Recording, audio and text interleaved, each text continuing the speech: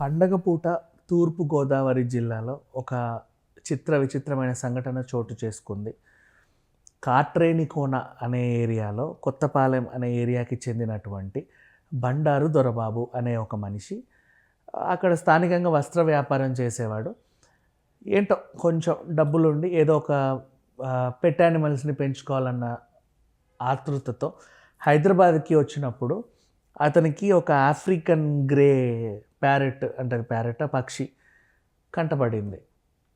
ఏంటి దీని స్పెషాలిటీ అని అడిగాడు. ఇది నువ్వు మాట్లాడేది మాట్లాడుద్ది, చాలా మెమరీ ఎక్కువ ఉంటుంది, చాలా రోజుల వరకు గుర్తుపెట్టుకుంటుంది, ఎక్కువ కాలం బ్రతుకుద్ది, ఇంత సైజు ఎదుగుద్ది, ఇవన్నీ వాళ్ళు చెప్పి ఎంత 1,50,000 అంత లేదు కానీ ఇంతకి ఇవ్వు, ఓ 50 ఇవ్వండి, అటు ఇటు కాస్త 80,000కి బేరం కుదిరి, అంటే ఇంచుమించు ఒక అటు ఇటుగా 1,00,000 కానీ రాను పోను ఖర్చులన్నీ వేసుకుందాం, దాని పోషణ ఇవన్నీ ఓ 1,00,000 పెట్టయితే ఒక పక్షిని అయితే కొన్నాడు.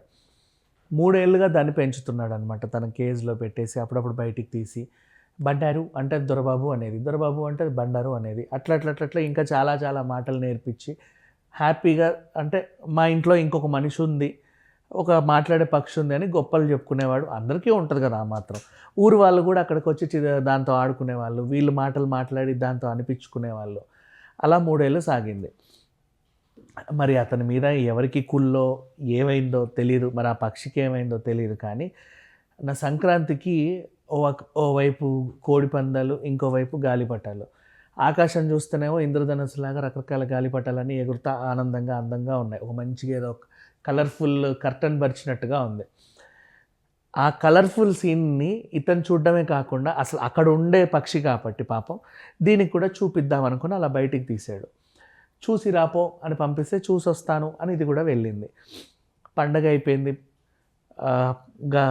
పతంగులన్నీ పోయాయి, కానీ పక్షి మాత్రం తిరిగి రాల. ఇతని బాధ ఇంత అంత కాదు. ఏం చేద్దాం, మరి పోలీస్ కంప్లైంట్ ఇద్దాం అనుకున్నాడు. ఈలోపు ఏం తెలిసిందంటే నీ పక్షి ఉంది, పలానా వాళ్ళ గోడ మీద వాళ్తే వాళ్ళు దాన్ని బంధించి పెట్టారు అని చెప్పి ఎవరో చెప్పారు.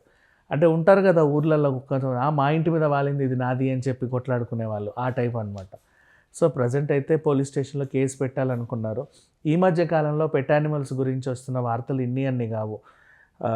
ముఖ్యంగా కుక్కల గురించి. ఒక సర్పంచ్ అనేవాడు 100 కుక్కల్ని చంపడం విషం ఇచ్చి, దాని తర్వాత రేణుదేశాయ్ గారు ప్రెస్ మీట్ పెట్టి బాగా గట్టిగా తీసుకెళ్ళడం, తర్వాత రేష్మి కూడా దాన్ని కంటిన్యూ చేయడం.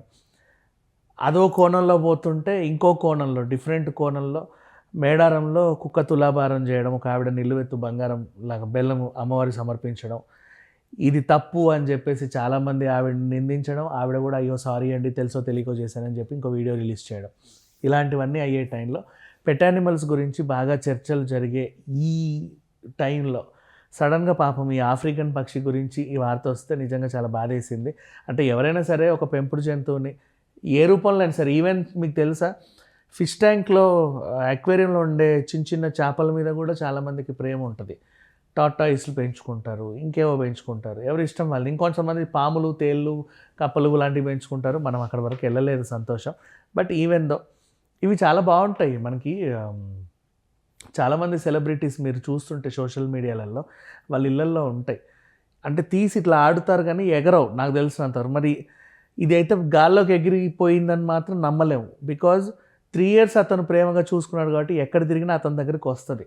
ఎవరో ఒకరు బంధిస్తే తప్ప అది వెళ్ళలేని పరిస్థితిలో ఉంటే తప్ప, దాన్ని ఎవరైనా కట్టేస్తే తప్ప అది వెళ్ళలేదు. అండ్ పోనీయా మనం మాట్లాడే మాటలే అది మాట్లాడి రిటర్న్లో చెప్తుంది, దానికేం మాటలు రావు.